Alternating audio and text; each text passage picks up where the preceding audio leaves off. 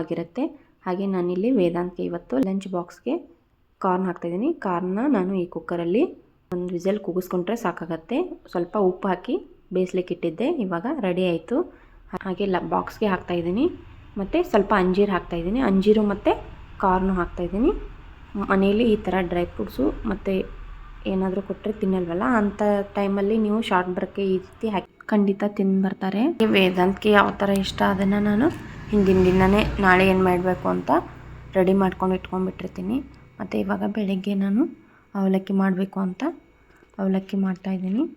ನೀವು ನಿಮ್ಮ ಮಕ್ಕಳಿಗೆ ಯಾವ ಥರ ಲಂಚ್ ಬಾಕ್ಸು ರೆಡಿ ಮಾಡ್ತೀರಾ ಅಂತ ಕಮೆಂಟ್ ಬಾಕ್ಸಲ್ಲಿ ತಿಳಿಸಿ. ವಿಡಿಯೋ ಇಷ್ಟ ಆದರೆ ಲೈಕ್ ಮಾಡಿ ಮತ್ತು ಹೇಗಿತ್ತು ಅಂತ ಕಮೆಂಟ್ ಬಾಕ್ಸಲ್ಲಿ ತಿಳಿಸಿ. ಇಲ್ಲಿ ನಾನು ದಪ್ಪ ಅವಲಕ್ಕಿನ ತೊಗೊಂಡಿದ್ದೀನಿ.